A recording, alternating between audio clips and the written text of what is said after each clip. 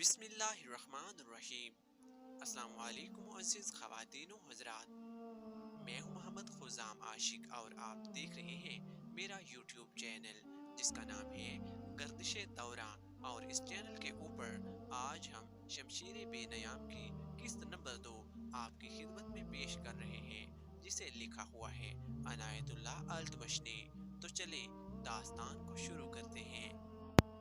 خالد کو یہ یادیں پریشان کرنے لگی، شاید شرمسار بھی۔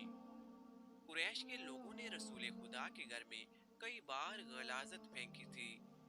جہاں کوئی مسلمان اسلام کی تبلیغ کر رہا ہوتا، وہاں قریش کے آدمی جا پہنچتے اور ہلڑ مچا دیتے تھے۔ بد اخلاق اور دھتکارے ہوئے آدمیوں کو رسول خدا کو پریشان کرتے رہنے کے کام پر لگا دیا گیا تھا۔ خالد کو یہ اطمینان ضرور تھا کہ اس کے باپ نے محمد کے خلاف ایسی کوئی گھٹیا حرکت نہیں کی تھی، لیکن وہ 2 مرتبہ قریش کے 3 4 سرداروں کو لے کر رسول خدا کے چچا ابو طالب کے پاس یہ کہنے گیا تھا کہ وہ اپنے بھتیجے یعنی رسول خدا کو بتوں کی توہین اور نبوت کے دعوے سے روکے، ورنہ وہ کسی کے ہاتھوں قتل ہو جائے گا۔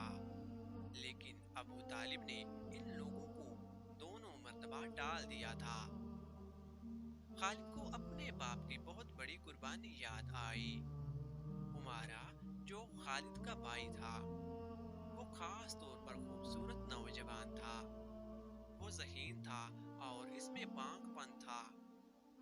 خالد کے باپ الولید نے اپنے اتنے خوبصورت بیٹے عمارہ کو قریش کے 2 سرداروں کے حوالے کیا اور انہیں کہا کہ اسے محمد کے چچا ابو طالب کے پاس لے جاؤ اور اسے کہو کہ میرا بیٹا رکھ لو اور اس کے بدلے محمد ہمیں دے دو۔ خالد اپنے باپ کے اس فیصلے پر کانپ اٹھا تھا، اور جب اس کا بھائی عمارہ دونوں سرداروں کے ساتھ چلا گیا تھا تو خالد تنہائی میں جا کر رویا تھا۔ ابو طالب سرداروں نے عمارہ کو رسول کریم صلی اللہ علیہ وسلم کے چچا کے آگے کر کے کہا، اسے تم جانتے ہو، یہ عمارہ بن الولید ہے۔ تم یہ بھی جانتے ہوں گے کہ بنو ہاشم نے، جس کے تم سردار ہو، ابھی تک اس جیسا سجیلا اور عقل مند جوان پیدا نہیں کیا۔ یہ ہم ہمیشہ کے لیے تمہارے حوالے کرنے آئے ہیں۔ اسے اپنا بیٹا بنا کر رکھو گے تو تمام عمر فرما بردار رہے گا، اور اگر اسے اپنا غلام بناؤ گے تو قسم ہے اللہ کی تم پر اپنی جان بھی قربان کر دے گا۔ مگر تم اسے میرے حوالے کیوں کر رہے ہو؟ ابو طالب نے پوچھا، کیا بنو مخزوم کی ماؤں نے اپنے بیٹوں کو نیلام کرنا شروع کر دیا ہے؟ کہو اس کی کتنی قیمت چاہتے ہو؟ اس کے عوض ہمیں اپنا بھتیجا محمد دے دو۔ قریش کے ایک سردار نے کہا، تمہارا یہ بھتیجا تمہاری رسوائی کا باعث بن گیا ہے۔ اس نے تمہارے آباء و اجداد کے مذہب کو رد کر کے نیا مذہب بنا لیا ہے۔ کیا تم نہیں دیکھ رہے کہ اس نے قبیلے میں آدمی کو آدمی کا دشمن بنا دیا ہے؟ تم میرے بھتیجے کو لے جا کر کیا کرو گے؟ ابو طالب نے پوچھا۔ قتل۔ قریش کے دوسرے سردار نے جواب دیا، ہم محمد کو قتل کر دیں گے۔ یہ بے انصافی نہیں ہوگی؟ تم دیکھ رہے ہو کہ ہم تمہارے بھتیجے کے بدلے تمہیں اپنا بیٹا دے رہے ہیں۔ یہ بہت بڑی بے انصافی ہوگی۔ ابو طالب نے کہا، تم میرے بھتیجے کو قتل کرو گے اور میں تمہارے بیٹے کو پالوں گا اور اس پر خرچ کروں گا اور اسے بہت اچھی زندگی دوں گا۔ تم میرے پاس کیسا انصاف لے کر آئے ہو؟ میں تمہیں عزت سے رخصت کرتا ہوں۔ خالد نے جب اپنے بھائی کو اپنے سرداروں کے ساتھ واپس آتے دیکھا اور سرداروں سے سنا کہ ابو طالب نے یہ سودا قبول نہیں کیا، تو خالد کو دلی مسرت ہوئی تھی۔ محمد کا تم نے کیا بگاڑ لیا تھا ابو سلیمان؟ خالد کی ذات سے ایک سوال اٹھا۔ اس نے خیالوں ہی خیالوں میں سر ہلا دیا اور دل ہی دل میں کہا، کچھ نہیں۔ بے شک محمد کا جسم طاقتور ہے، لیکن رکانہ بن عبد یزید جیسے پہلوان کو اٹھا کر پٹکنے کے لیے صرف جسمانی طاقت کافی نہیں۔ رکانہ بن عبد یزید رسول اکرم کا چچا تھا، जिसने اسلام قبول نہیں کیا تھا۔ وہ عرب کا مانا ہوا پہلوان تھا۔ نامی غرامی پہلوان آئے جنہیں اس نے ایک ہی داؤ میں پٹک کر اٹھنے کے قابل نہیں چھوڑا تھا۔ وہ وحشی انسان تھا اور وہ صرف لڑنا اور مارنا جانتا تھا۔ خالد کو وہ وقت یاد آنے لگا جب مسلمانوں کو دکھ کرنے والے 3-4 آدمیوں نے ایک دن رکانہ پہلوان کو خوب کھلایا پلایا اور اسے کہا تھا کہ تمہارا بھتیجا محمد کسی کی ہاتھ نہیں آتا، نہ اپنی تبلیغ سے باز آتا ہے، نہ کسی سے ڈرتا ہے، اور لوگ اس کی باتوں کے جادو میں آتے چلے جا رہے ہیں۔ کیا تم اسے سیدھا نہیں کر سکتے؟ کیا تم میرے ہاتھوں سے اس کی ہڈیاں توڑوانا چاہتے ہو؟ رکانہ نے اپنے چہرے پر مست پیسے کا سا تاثر پیدا کر کے تکبر بھرے لہجے میں کہا تھا، لاؤ اسے میرے مقابلے میں، لیکن وہ میرا نام سن کر مکہ سے بھاگ جائے گا۔ نہیں نہیں، میں اس کے ساتھ لڑنا اپنی توہین سمجھتا ہوں۔ اس نے اکسانے والے آدمیوں کی بات نہ مانی اور چلا گیا، کیونکہ وہ کسی پہلوان کو اپنے برابر سمجھتا ہی نہیں تھا۔ اب مسلمانوں کے دشمن تو خاموش ہو گئے، لیکن سوچتے رہے کہ رسول خدا کو رکانہ کے ہاتھوں گرا کر آپ کا تماشا بنایا جائے۔ دوسری طرف مکہ کے یہودی، خاص طور پر رسول اکرم صلی اللہ علیہ وسلم کے شدید دشمن تھے، لیکن وہ کھل کر میدان میں نہیں آتے تھے۔ وہ خوش تھے کہ اہل قریش آپس میں بٹ کر ایک دوسرے کے کھلے دشمن ہو گئے ہیں۔ انہیں پتہ چل گیا کہ قریش کے کچھ آدمیوں نے رکانہ پہلوان کو اکسایا ہے کہ وہ رسول اللہ کو کشتی کے لیے للکارے، لیکن وہ نہیں مان رہا۔ ایک روز رکانہ رات کے وقت ایک گلی سے گزر رہا تھا کہ اس کے قریب سے ایک بڑی حسین اور جوان لڑکی گزری۔ چاندنی رات میں لڑکی نے رکانہ کو پہچان لیا اور مسکرائی۔ رکانہ وحشی انسان تھا، وہ رک گیا اور لڑکی کا راستہ روک لیا۔ کیا تم جانتی ہو کہ عورت مرد کی طرف دیکھ کر مسکراتی ہے تو اس کا مطلب کیا ہوتا ہے؟ رکانہ پہلوان نے پوچھا، کون ہو تم؟ اس نے کہا کہ میں سبت بنت ارمن ہوں۔ اوہ، ارمن یہودی کی بیٹی، رکانہ نے کہا، اور لڑکی کے کندھوں پر ہاتھ رکھ کر اور اسے اپنے قریب کر کے بولا، کیا میرا جسم تجھے اتنا اچھا لگتا ہے، اور کیا میری طاقت بھی؟ تمہاری طاقت نے مجھے مایوس کر دیا ہے، سبت نے پیچھے ہٹتے ہوئے کہا۔ تم اپنے بھتیجے محمد سے ڈرتے ہو؟ کون کہتا ہے؟ رکانہ نے گرج کر پوچھا۔ سب کہتے ہیں، سبت نے کہا۔ پہلے محمد کو گراؤ، میں اپنا جسم تمہیں انعام میں دوں گی۔ اللہ کے بیٹوں اور بیٹیوں کی قسم، تیری بات پوری کر کے تیرے سامنے آؤں گا، رکانہ نے کہا۔ لیکن تو نے غلط سنا ہے کہ میں محمد سے ڈرتا ہوں۔ بات یہ ہے کہ میں اپنے سے کمزور کے ساتھ لڑنا اپنی توہین سمجھتا ہوں، لیکن تیری بات پوری کروں گا۔ مشہور مورخ ابن حشام نے لکھا ہے کہ رسول کریم نے خود رکانہ پہلوان کو کشتی کے لیے للکارا تھا، لیکن دوسرے مورخ ابن الاسیر نے جو شہادت پیش کی ہے وہ صحیح ہے کہ رکانہ نے رسول خدا صلی اللہ علیہ وسلم کو کشتی کے لیے للکارا، اور اس نے کہا تھا، میرے بھائی کے بیٹے، تم بڑے دل اور بڑی جرأت والے آدمی ہو۔ میں یہ بھی جانتا ہوں کہ تم جھوٹ بولنے سے نفرت کرتے ہو، لیکن مرد کی جرأت اور صداقت کا پتہ اکھاڑے میں چلتا ہے۔ آؤ میرے مقابلے میں اکھاڑے میں اترو، اگر مجھے گرا لو تو میں تمہیں اللہ کا بھیجا ہوا نبی مان لوں گا، اللہ کی قسم تمہارا مذہب قبول کر لوں گا، لیکن یہ ایک بھتیجے اور چچا کی کشتی نہیں ہوگی۔ رسول خدا نے رکانہ کی للکار کے جواب میں کہا، یہ ایک بت پرست اور سچے دین کے ایک پیغمبر کی لڑائی ہوگی، تو ہار گیا تو اپنا وعدہ نہ بھول جانا۔ مکہ میں یہ خبر صحرا کی آندھی کی طرح پھیل گئی کہ رکانہ پہلوان اور محمد صلی اللہ علیہ وسلم کی کشتی ہوگی، اور جو ہار جائے گا وہ جیتنے والے کا مذہب قبول کر لے گا۔ قریش کا بچہ بچہ، مرد و زن اور یہودی ہجوم کر کے آ گئے۔ مسلمانوں کی تعداد بہت تھوڑی تھی، وہ تلواروں اور برشیوں سے مسلح ہو کر آئے تھے، کیونکہ انہیں خطرہ محسوس ہو رہا تھا کہ قریش کشتی کو بہانہ بنا کر رسول خدا کو قتل کر دیں گے۔ عرب کا سب سے زیادہ طاقتور اور وحشی پہلوان रुकाना बिन अब्द यजीद रसूल करीम के मुकाबले में उतर चुका था। इसने रसूलुल्लाह पर तंजिया निगाह डाली और आप सल्लल्लाहु अलैहि वसल्लम पर फुफ्ते कसे।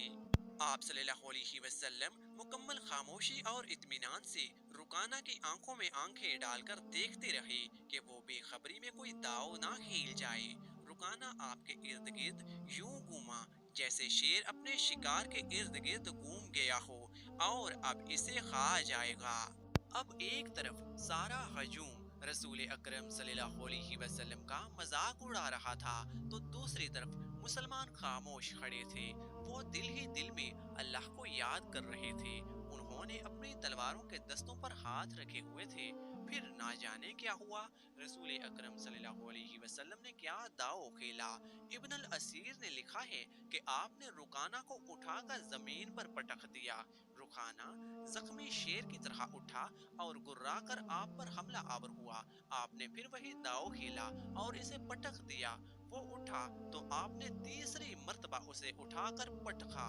भारी भरकम जिस्म 3 बार पटका गया तो कुश्ती जारी रखने के काबिल न रहा।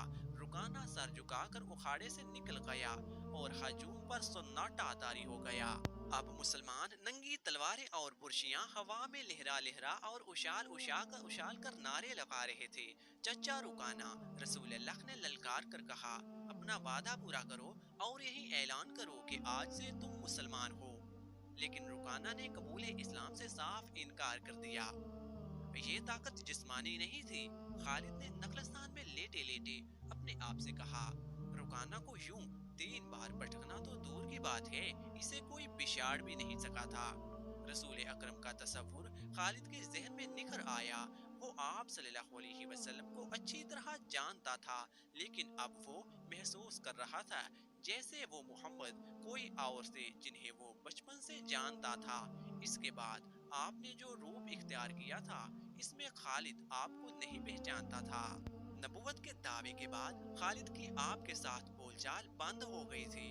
वो आपके साथ दो दो हाथ करना चाहता था, लेकिन वो रुकाना की तरह पहलवान नहीं था।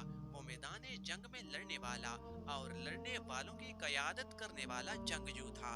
लेकिन इस वक्त मुसलमान फौज की सूरत में लड़ने के काबिल नहीं थे। जब मुसलमान फौज की सूरत में लड़ने के काबिल हुए और कुरैश के साथ इनका पहला मार्का हुआ, इस वक्त खालिद के लिए ऐसे हालात पैदा हो गए थे कि वो इस मार्के में शामिल नहीं हो सका था। इसका उसे बड़ा अफसोस था। ये मार्का बदर था। ये बदर का मार्का था जिसमें 313 मुजाहिदीन इस्लाम ने 1000 कुरैश को बुरी तरह से शिकस्त दी थी। खालिद दांत पीसता रह गया था। लेकिन इस रोज जब वो एक नखलस्तान में लेटा हुआ था, इसे ख्याल आया कि 313 ने 1000 को किस तरह शिकस्त दी थी। इसने शिकस्त खाकर आने वाले कुरैश से पूछा था कि मुसलमानों में वो कौन सी खूबी थी जिसने इन्हें फतह याब किया था। खालिद उठ बैठा और उंगली से रेत पर बदर के मैदान की खदोखाल बुनाकर कुरैश और मुसलमानों की पोजीशनें और मार्के के दौरान दोनों की चालों की लकीरें बनाने लगा। बाप ने इसे फन्ने हर्ब ज़रब का माहिर बना दिया था। बचपन में इसे घोड़सवारी सिखाई थी। लड़कपन में इसे अखड़ और मूज और घोड़ों को काबू में लाने के काबिल बना दिया था। नौजवानी में वो शह सवार बन चुका था। शुतर सवारी में भी वो माहिर हो चुका था, क्योंकि इसका बाप ही इसका उस्ताद था। इसने खालिद को सिर्फ सिपाही नहीं बल्कि सालार बनाया था। खालिद को जंगो जदल इतनी अच्छी लगी कि वो लड़ने और मरने के तरीकों पर गौर करने लगा और जवानी में ही फौज की कयादत के काबिल हो गया था। उसे बद्र की लड़ाई में शामिल ना हो सकने का अफसोस था और वो इंतकाम के तरीके सोचता रहता था। लेकिन अब इसकी सोचों का धारा किसी और ही तरफ चल पड़ा था। मक्का से रवानगी से कुछ दिन पहले वो इस सोच में हो गया था कि रसूल अकरम सल्लल्लाहु अलैहि वसल्लम ने रुकाना पहलवान को 3 बार पटका था और बदर में आपने महज 313 मुजाहिदीन से 1000 को शिकस्त दी थी। ये कोई और ही कुव्वत थी। लेकिन बदर के मार्के के बाद इसके दिल में मुसलमानों के खिलाफ इंतकाम की आग सुलग रही थी, क्योंकि मुसलमान मार्का बदर में कुरैश के बहुत से आदमियों को कैदी बना कर ले गए थे। قریش کے سرداروں کے لیے تو یہ صدمہ تھا ہی، اس کا بہت برا اثر خالد نے قبول کیا تھا۔ اسے یاد تھا کہ جب بدر کا معرکہ لڑا جا رہا تھا تو مکہ میں کوئی خبر نہیں پہنچ رہی تھی کہ معرکے کا انجام کیا ہوا۔ مکہ کے لوگ بدر کی سمت دیکھتے رہتے تھے کہ ادھر سے کوئی سوار دوڑا آئے گا اور فتح کی خبر سنائے گا، اور بالآخر ایک روز ایک شتر سوار آتا ہوا نظر آیا۔ لوگ اس کی طرف دوڑ پڑے، لیکن سوار نے عرب کے رواج کے مطابق اپنا کرتا پھاڑ دیا تھا اور وہ روتا ہوا آ رہا تھا، کیونکہ بری خبر لانے والے قاصد ایسے ہی کیا کرتے تھے۔ جب وہ لوگوں کے درمیان پہنچا تو اس نے روتے ہوئے بتایا کہ اہل قریش کو بہت بری طرح سے شکست ہوئی ہے۔ جن کے عزیز و اقارب رشتہ دار لڑنے گئے تھے وہ ایک دوسرے سے آگے بڑھ بڑھ کر ان کے متعلق پوچھتے تھے کہ وہ زندہ ہیں، زخمی ہیں یا مارے گئے ہیں، اور شکست خوردہ قریش بھی پیچھے پیچھے چلے آ رہے تھے۔ مارے جانے والوں میں 17 افراد خالد کے قبیلے یعنی بنو مخزوم کے تھے۔ ان سب کے ساتھ خالد کا خون کا بڑا ہی قریبی رشتہ تھا، اور ابو جہل بھی مارا گیا تھا۔ خالد کا بھائی جس کا نام ولید تھا جنگی قیدی ہو گیا تھا۔ وہاں ابو سفیان جو قریش کے سرداروں کا سردار تھا اور اس کی بیوی ہند بھی موجود تھے۔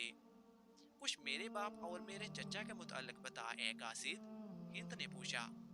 تمہارا باپ اتبا علی اور حمزہ کے ہاتھوں مارا گیا ہے، قاصد نے کہا، اور تمہارے چچا شیبہ کو اکیلے حمزہ نے قتل کیا ہے، اور تمہارا بیٹا حنظلہ علی کے ہاتھوں مارا گیا ہے۔ ابو سفیان کی بیوی ہند نے پہلے تو علی اور حمزہ رضی اللہ تعالی عنہ کو بلند آواز سے گالیاں دی، پھر بولی، اللہ کی قسم میں اپنے باپ، اپنے چچا اور اپنے بیٹے کے خون کا بدلہ لوں گی۔ ابو سفیان پر مکمل خاموشی طاری تھی، اور خالد کا خون کھول رہا تھا، کیونکہ قریش کے 70 آدمی مارے گئے تھے، اور جو جنگی قیدی ہوئے تھے ان کی تعداد بھی اتنی ہی تھی۔ معزز خواتین و حضرات، شمشیر بے نیام کی قسط نمبر 2 یہاں پر مکمل ہو چکی ہے۔ اگلی ایک ساتھ دیکھنے کے لیے چینل کو سبسکرائب کیجیے۔